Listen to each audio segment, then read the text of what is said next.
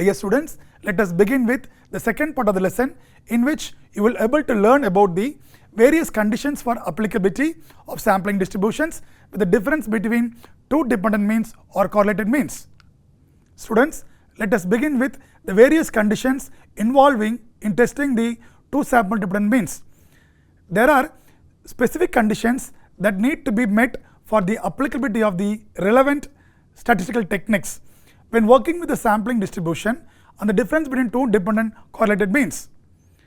Dependent samples, or we call as correlated samples. Here, the observations being compared should come from the same subject or unit.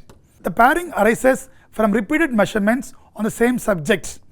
The dependency between the samples should be considered when analyzing the difference in means. Large sample size. The distribution of the difference between dependent means approaches to normal distribution. The sample size should not be normal, that is, be large enough for the central limit theorem to apply. If the sample size is small, the normality may affect the statistical test. Hence, large sample size is robust. We can apply only a small sample test. Similarity of variance. Variance of the differences between dependent mean should be approximately equal. This is known as homogeneity of variance. It ensures that the variability within each pair is similarly occurs in all pairs. Violation of these assumptions can affect the precision and accuracy of the statistical test. Outliers.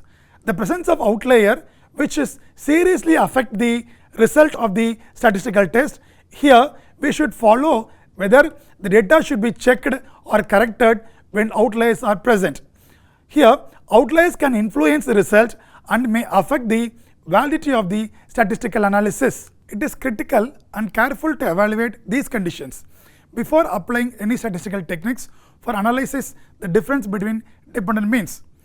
Failure to meet these conditions may require an alternative approach or adjustment to be made to ensure the valid and reliable inference drawing from the two sample dependent test. To understand the sampling distribution of the statistic, one must consider the mean of all possible sample of size n1 drawn from population 1 and mean of all possible sample of size n2 drawn from the second population. The resulting distribution is referred as sampling distribution, or the difference between two means. Here, the sample mean is an unbiased estimate of the population mean. Hence, we consider the mean of all possible values of population 1 is called as mu1 and the mean of all possible values of population 2 is called as mu2. Therefore, on an average, the mean difference between two sample mean is equal to the mean difference between the two population mean.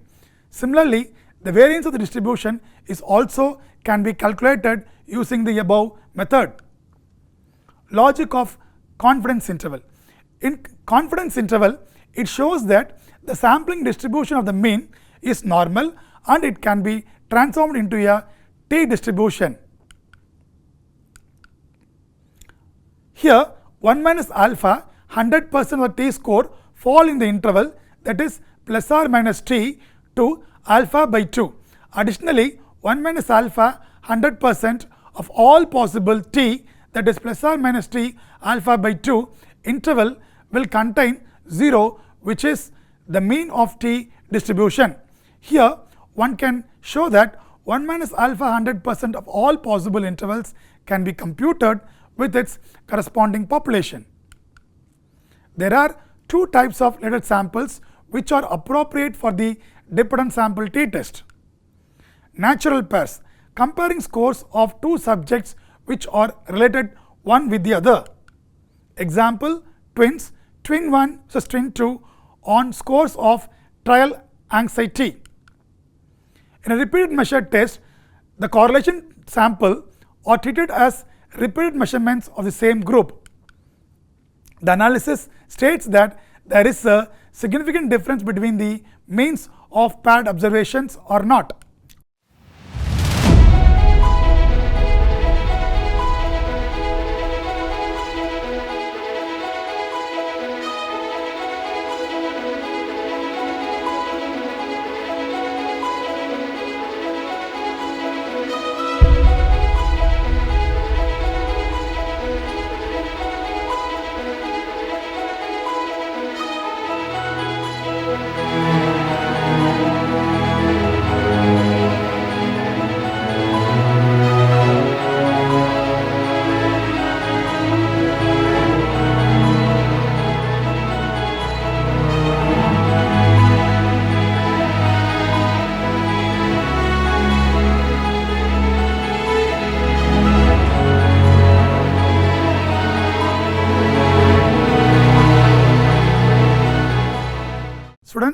let us summarize what we have learned in this video.